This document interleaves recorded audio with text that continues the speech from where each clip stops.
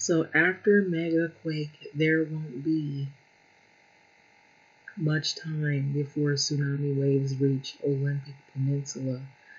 So I was looking at this and I found that this was very interesting.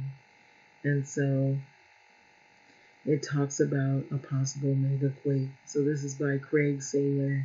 Last weekend's undersea volcanic explosion near Tonga devastated the island's nation and sent small tsunami waves to Washington Ocean coast. So those waves took about 12 hours to reach the state and gave residents plenty of time to prepare if there had been a bigger event. So those same residents would have 10 minutes to evacuate for waves of up to 100 feet high that would hit the following them as a massive earthquake in the Cascadia Subduction Zone. And so some might not get that much time. So ground sinking below their feet might flood during a magnitude 9 quake.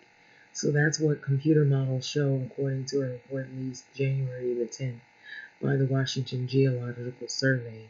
So the report illustrates what would happen to cities, river mouths, beaches, and other low-lying areas on the Olympic Peninsula. So previously, the Geological Survey released maps for the southwest Washington coast, San Juan Island, and the Puget Sound. So the report includes detailed maps from just north of Grays Harbor to Port Townsend. So the goal is to prepare both officials charged the community protection as well as to warn the public of potential hazards. The big, long shake. Modeling used for the report assumes the big one hits in the subduction zone 80 to 100 miles off Washington's coast, where Juan de Fuca tectonic plate is sliding under North American plates. So it's called the full rip event that would run along the fault's entire length from the northern California to north of Vancouver Island. So it's been 322 years since the last one happened and only a matter of time before it happens again. So yes, unfortunately. And I want to add that this is not the only fault line or subduction zone. There are other places that have fault lines, subduction zones. There are a lot of plates. That's what our map shows. All of the different continents are plates, and there's constant shifting. And so there's nowhere you can move to say, oh, I'm going to move somewhere because it's going to be safer. Everywhere you move, there's going to be some kind of natural event that could occur. If it's not a volcano eruption, it could be tsunamis and earthquakes. It could be tornadoes. It could be hurricanes. There's always something wherever you move to, some weather event that people are always looking out for. So it says there's lots of geological evidence that these quakes and tsunamis have happened many times. This was said by Karina Allen, chief hazards geologist for the Geological Survey. So there would be no sleeping through this quake. The strong ground shaking would likely last between 3 to 6 minutes and serve as an immediate call to seek higher ground. So that's the main thing you do when you know a tsunami is probably more than likely going to occur. And it usually occurs after an earthquake if you're in low-lying areas and coastal areas that are close to the sea or close to the ocean. So an earthquake is your warning, Alan said. So get to higher ground. That's the main thing. So by comparison, the region's last major trembler was in 2001. So it was the Nisqually quake that lasted 45 seconds. So it doesn't seem like it lasts that long, but when you think about all the damage it could do, it's usually not the quake itself. It's like all the things you're surrounded by, buildings, trees, snapping wires, maybe the gas is still on and then the gas leaks And it could be pipes that explode, water, more water, and then you can have like electrical lines that have power lines that are probably active, and you see a lot of fires that could occur out of things like that, and it's just dangerous. All those things outside of just the earthquake itself. Where are you located? Is it under like big buildings where they could like crumble or fall? So it's during the earthquake itself, Alan said. So when coastal Washington will drop in relationship to areas west of the fault, so the change in sea level would flood vulnerable areas for up to 5 feet, modeling shows. So it's happened before, as evidence from the Copalis River. Ghost forest shows this, and so trees killed by saltwater inundation from the 1700s earthquake still stand along the river and help geologist Brian Atwater prove the quake was responsible for this. Because trees have tree rings, they can show you their history, dry seasons, when seasons were wetter. And so in the 1700s quake, back then, a tsunami struck Japan and killed thousands of people, so its source remained a mystery until Atwater made the connection. So following this mega quake on the Cascadia Fault, simulations show that the tiny town of Wapush would get hit by a tsunami 10 minutes after the shaking had started. And so those Hollywood depictions that you see, the giant wave rushing from the sea, are inaccurate. And that's not how it goes, Alan says. So think of a wall of water instead. And it comes very fast at you. So in deep water, it travels about the speed of a jet plane, she said. So when it gets close to the land, it slows down. But within 30 minutes, many parts of the coast would be hit by waves. So waves at heights can vary, but they're depicted, or they are predicted, not depicted, they're predicted to be about 30 feet or higher. So most Pacific coast beaches and campgrounds would be under about 60 feet of water, and the report said the waves of 60 feet or higher could hit Ho Indian Reservation, Quakes, Tahola, and the Quinault Indian Reservation, Moclips, Pacific Beach, Iron Springs, Coapolis Beach, and Ocean City. And so the mouth of Ho River could be flooded at a depth of 100 feet. So within an hour, a 20-foot high wave would hit Port Angeles, the U.S. Coast Guard Air Station. There would be under 15 feet of water, or a little more than an hour after the quake. And so waves would continue to hit for about 8 hours. That's a long time for waves to just keep hitting and coming in, rushing in, and it would be a hazard for a full day after the quake. So messaging to the coastal residents on Saturday following the volcanic eruption near Tonga, that was the first wave, not the biggest one.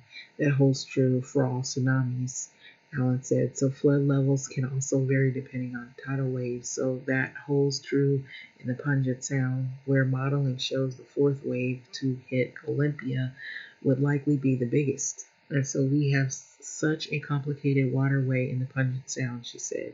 So as this wave travels through, there's lots of sloshing going on. The wave is bouncing off our islands and on our peninsula and on our inlets.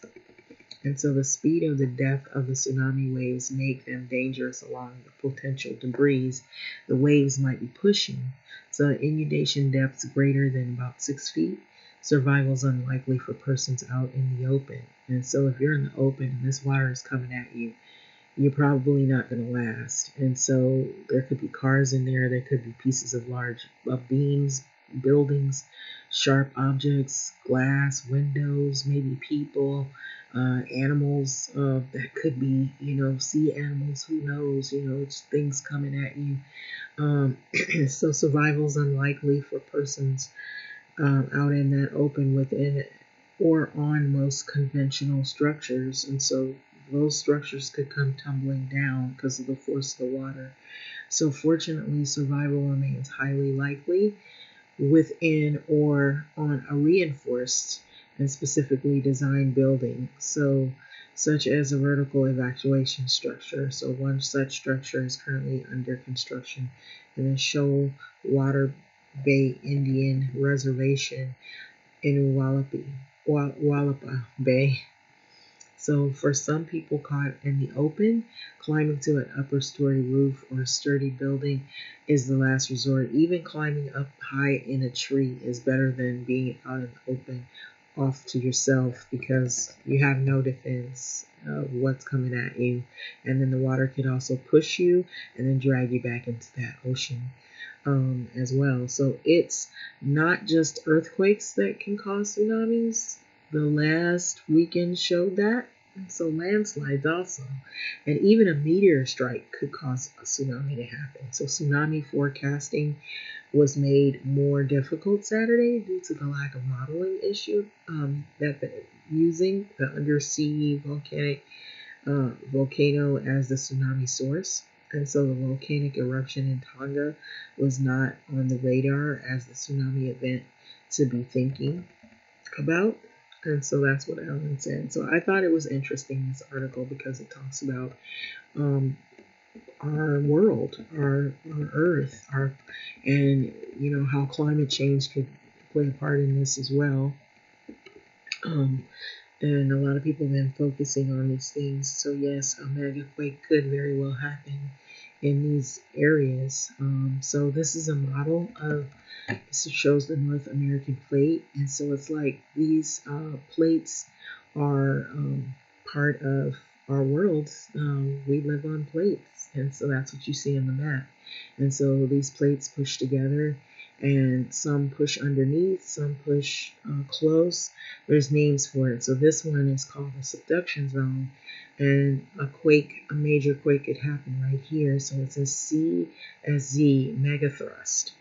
And so just think of like a plate going underneath, and then a plate pushing on top, and that plate pushing underneath, and then there's this pressure.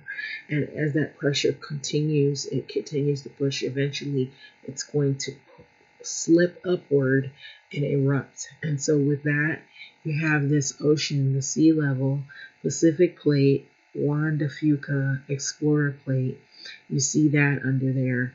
And so underneath, with all that going on, when those happen, they're what I would call the subduction zone, and also I've heard of things called slip strikes. And so, and then sometimes there's shifting that goes sideways. It depends on the different types of way that the plates are fashioned together. And so when these happen, a tsunami can happen. The quake is the warning, and the tsunami can happen thereafter. If you're in those coastal areas, it's pretty dangerous. But it's dangerous being in areas where some quakes will hit, and if you're in areas where the buildings aren't really, they're not retrofitted, or they're not very stable. And so that's the reason why, for one while, they were concerned after the Northridge quake happened here in California, how well are the buildings put together.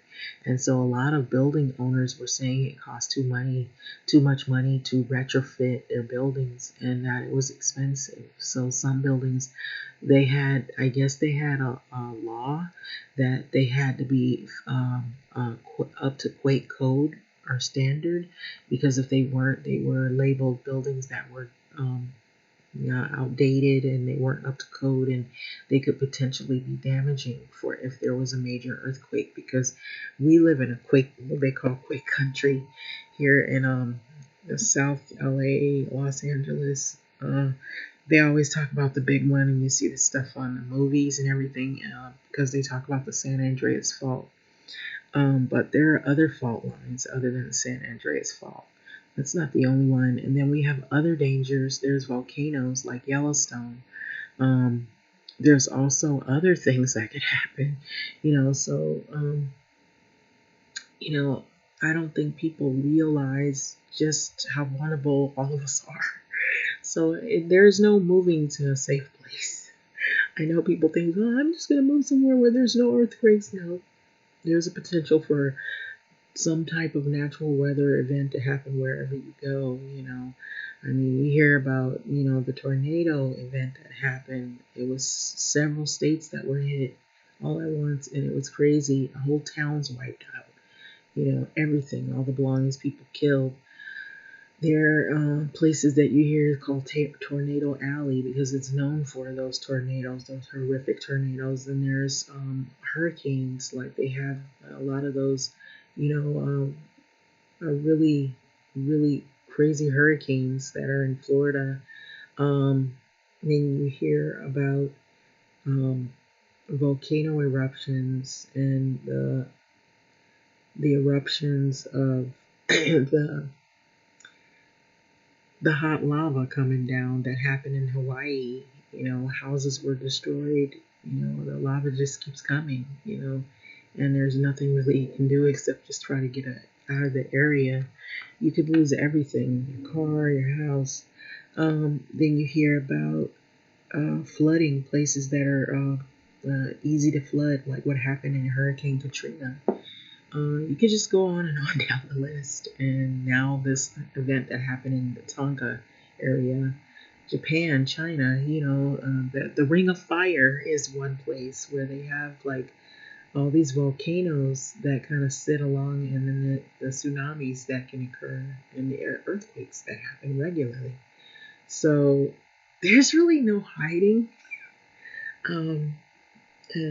Snow, places that get snowed in, we're hearing about that. Places that didn't have snow are having a lot of snow, but they're having too much snow. So I feel like we're going through a pandemic. I don't feel like it's going to be the last one either. I mean, you had the flu was once looked at as a bad pandemic, and viruses don't have a cure, that you can only try to control them. And so there's things that can be out of our control. And you just try to figure out a way to live with it and be prepared when those events occur. And so, like it said in this article, is get to higher ground. The quake is actually the warning sign. And so when that Northridge quake happened, I can say I was here. I remember when people were getting on the freeway. That is a big no-no because freeways can collapse. And that's exactly what happened in the Northridge. Freeways collapsed. People thought getting on the freeway is the way to get out of there, to get away from the earthquake shaking. If it's shaking everywhere in that area where it's hardest hit. And so you're not going to be able to outrun that earthquake if you're right there in that area, in that zone. But what's going to happen is if you get on the freeway, you're jamming up traffic, you're going to be stuck, and there's not going to be anywhere for you to run. And you saw freeways collapsing and people going over those freeways dying because they were jammed up on the freeway and there was nowhere for them to go. And so that is the worst place to get in your car and start driving. You're only going to set yourself up for some even worse event to happen. You might could do better if you are in an area where you can stay away from falling debris. And people who are hysterical or people who see you're vulnerable, people find all these events, even though they're deadly or dangerous, they'll find ways. You have people, you're out there in the open, you don't know if you're around people who are bad people who take advantage of a situation. They see that you're vulnerable, and so you're probably safer at home. It depends on where your home is located. I mean, of course, if your home is in Tornado Alley, then you probably shouldn't be in your home. So it's like there really is nowhere for people to run. I started looking at all these things, thinking, because as a kid, I was interested in this. I was saying, I said, well, Mom, is there a safe place to be? She said, I don't think so. And so I started reading more about, like earthquakes, tsunamis. This is probably all boring stuff for some people, but to me, I find this fascinating. But yeah, we're on plates and they shift, they move. I heard recently there's a meteor that was supposed to pass by Earth, and it was veering very close. Um, Sometimes people don't even realize just how vulnerable we are on the planet. And so a lot of times we're worried about trying to stop something or control things. Sometimes you can fend some things off, but not everything. And so the best thing to do is to prepare the best way you know how and learn to live with some of these things the best way you know how and to protect yourself the best way you know how. So even after saying this, all you can do, like what they said in this article, when you know that there's an earthquake and you make it through the earthquake safely, it is, people get dizzy and they get shaken up, but the best thing to do is not run out into open snapping wires and things like that, and to have some kind of earthquake kit on hand because you might be where you're at for a couple of days or maybe even weeks. And have all your emergency numbers, and then also be able to um, try to make it a point to have some canned goods because they last longer than the food that you eat right now that's open up. Canned goods seem to have longer shelf life. Water, um, have those things on hand. So it's just unpredictable. Some things we can tell when they're gonna always occur, and how the magnitude of it is gonna be. But yeah, this model, I thought it was interesting. I'm like, wow, mega thrust. Yeah, because you see the Juan de Fuca plate, Explorer plate, how it's pushing underneath the CSZ, that area right there. And then if that plate slips up, it's called the subduction zone. So it's going under, and the other one is going over it. And so it's like jamming together. And when it gets really jammed, and think about how long they said it's been. They said it was like 322 years since the last one had happened. And only a matter of time before it happens again. And so, what did they say? They were saying it was called the full rip. And they said the fault line, it says it runs along the fault line, the north, the sliding under the North American plate, the Juan de Fuca tectonic plate. So there's different plates that we have, and they either can rub together or they can go under. One can go underneath another, and they can jam or together, or you'll have like, and there's names for them, like they call it the full rip. Then I've heard of slip strike. I've heard of other names, for the action there after it has a lot of tension. It's better to have like the mini quakes because it is releasing tension on the plates than having no activity. Like this one, 322 years, that's scary. Because when it does happen, who knows how bad this one could be. It could probably be worse than what people think. California, the San Andreas Fault, this right here is pretty bad. But anyway, having said that, I'm gonna let this go. I found this really fascinating because it has a model here that you can actually see the diagram of how it would look. It explains a lot.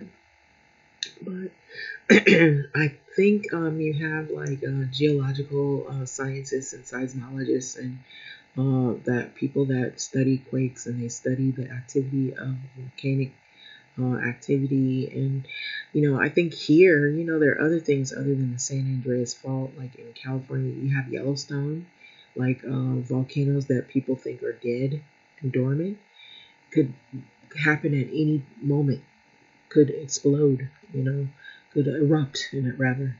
And sometimes just the ash alone can make everything black.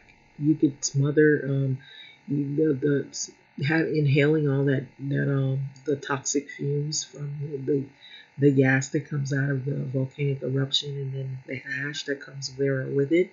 It can darken everything, make everything dark in the sky, and it can also overtake your breathing. And so with that alone, outside of the eruption of a volcano, it could cause people's death. I know it sounds scary, but it's just things to think about. I mean, that people don't really think about. Um, and some people take life for granted. They don't realize what they have until they don't have it